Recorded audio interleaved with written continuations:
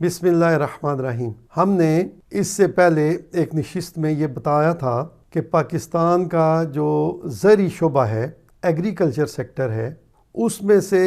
جو زکوٰۃ ہے وہ لگ بھگ 2000 ارب روپے جمع ہو سکتی ہے۔ اس میں تفصیلات ہیں۔ مثلا ہمارا پھر نقطہ نگاہ یہ ہے کہ جو ہمارے زمیندار بھائی ہیں ان سے پھر گورنمنٹ آبیانہ نہ لے، جب ان سے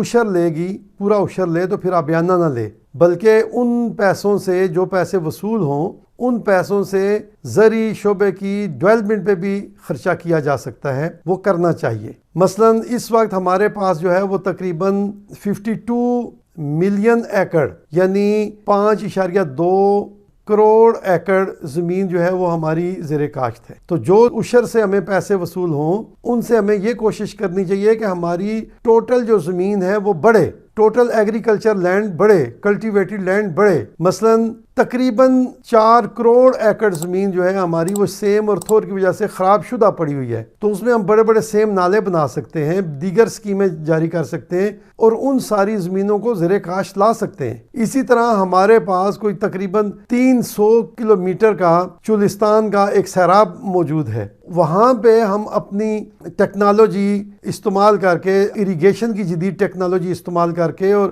زراعت کی نئی نئی ٹیکنالوجی استعمال کر کے وہاں پہ ہم مختلف قسم کے جنگلات اگا سکتے ہیں، مختلف فصلیں پیدا کر سکتے ہیں۔ وہاں پہ جو زیر زمین پانی ہے اسے میٹھا کر سکتے ہیں۔ اسی طرح تھر کا علاقہ ہے، تو یہ سارے علاقے تھل، تھر، چولستان، ان سارے علاقوں کو بھی ہم زیر کاشت لا سکتے ہیں۔ تو اس طرح ہم کوشش کر کے ہم اپنا جو اس وقت تقریباً 52 ملین ایکڑ رقبہ ہے، اسے ہم کوشش کر کے 100 ملین یا 100 ملین سے بھی زیادہ کر سکتے ہیں۔ اور جوں یہ رقبہ زیادہ ہوتا جائے گا، ہمارا جو عشر کا ریونیو ہے وہ بھی بڑھتا جائے گا، اور یہ جو عشر کا ریونیو ہوگا اس کو ہم استعمال کر سکتے ہیں زکوٰۃ کی ادائیگی میں بھی، کسی غریبوں کی مدد کے لیے بھی اور قرضوں کی ادائیگی کے لیے بھی۔ اپنے سامعین اور خصوصاً جو اصحاب علم و دانش ہیں ان کی توجہ اس طرف مبذول کروں گا کہ اللہ رب العزت نے تو 8 ہیڈز بیان فرمائے ہیں قرآن مجید میں، اور 8 ہیڈ سورہ توبہ آیت نمبر 60، اس میں فقراء کا بھی ذکر ہے، مساکین کا بھی ذکر ہے، قیدیوں کا بھی ذکر ہے۔ تو ہمارے استاد اس بات کے قائل تھے، جو مصری اساتذہ ہیں بڑے بڑے، ان کا یہ نقطہ نگاہ ہے کہ یہ جب ہم قیدیوں کی بات کرتے ہیں تو اس کا صرف مطلب وہ آدمی جو قید ہیں ان تک محدود نہ کریں، بلکہ پورا جیل کا سسٹم جو ہے اس کو بہتر کریں۔ اس سے جب وہ کہتے ہیں کہ اس سے ہم فی سبیل اللہ کہتے ہیں، تو فی سبیل اللہ سے سب سے پہلے جو ہمارا ڈیفنس بجٹ ہے وہ ہم اس سے ادا کر سکتے ہیں، اور پھر اس کے بعد جب ڈیفنس بجٹ ہم ادا کر چکے تو اس کے علاوہ جو ہے وہ دیگر جو فی سبیل اللہ کے کام ہیں، مثلا پل بنانے ہیں، مثلا سڑکیں بنانی ہیں، مثلا ہاسپٹل بنانے ہیں، وہ کہتے ہیں یہ سارے فی سبیل اللہ کے کام ہیں۔ دکتور رفعت العودی کی کتب اٹھا کر دیکھیں، ہم نے تو الحمدللہ ان سے براہ راست استفادہ کیا ہے، تو ان کا نقطہ نگاہ یہ ہے کہ یہ بڑا وسیع جو ہے وہ ایک اللہ رب العزت کی طرف سے ایک سسٹم ہے زکوٰۃ کا، جسے پوری قوت کے ساتھ اگر نافذ کیا جائے تو اس کی بڑی برکات ہیں۔ ہم نے یہ بھی بتایا کہ جو منرلز ہیں یا گیس زمین سے نکلتی ہے یا پیٹرول زمین سے جتنا بھی پورے پاکستان میں نکلتا ہے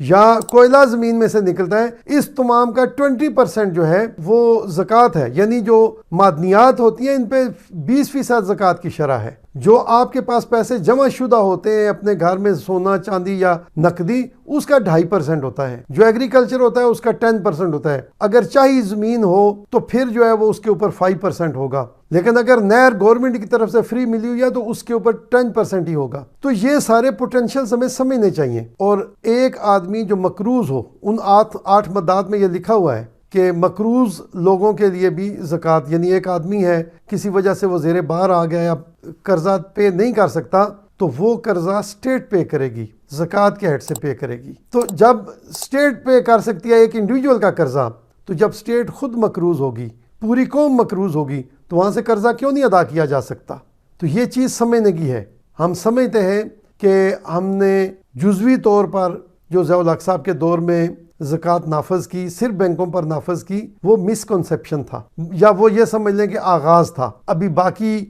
چیزوں پہ زکوٰۃ لگانی تھی وہ نہیں لگائی جا سکی۔ اور میں اس بات پہ بھی حیران ہوں کہ پاکستان میں اس وقت زکوٰۃ سے متعلقہ 18 قوانین جو ہیں وہ موجود ہیں۔ اللہ تعالیٰ کا حکم ایک ہے کہ زکوٰۃ لگائیں، زکوٰۃ لوگ ادا کریں، جس طرح نماز پڑھتے ہیں اس طرح زکوٰۃ بھی ادا کریں، تو اس کے لیے ہمیں ایک قانون کمپریہنسو کیوں نہیں بنا لیتے؟ 18 قوانین کو پھر جمع کر کے ایک بک بناتے ہیں زکوٰۃ لاز۔ تو یہ بیسیکلی اس پہ ریسرچ کرنے کی زیادہ ضرورت ہے۔ ہمارے اسلامی اکنامکس کے جو ماہرین ہیں ان کو اس طرف توجہ دینی چاہیے، ہمارے انکم ٹیکس کے لوگوں کو اس پہ ٹریننگ دینی چاہیے، فائنانس ڈویژن کے جو افسران ہیں ان کو یہ کانسیپٹ سمجھانا چاہیے، پاکستان کے جو مفتیان کرام ہیں وہ اس کا جو براڈر کانسیپٹ ہے اسے خود بھی سمجھیں اور وہ حکومت کو بھی بتائیں اور عوام کو بھی بتائیں۔ تو بہرحال ہم اس بات پہ مصر ہیں کہ اگر ہم نے قرضے ختم کرنے ہیں، اور یقیناً ہم نے کرنے ہیں، تو یہ وقت آ گیا ہے کہ ہم زکوٰۃ کو پوری قوت کے ساتھ نافذ کر دیں،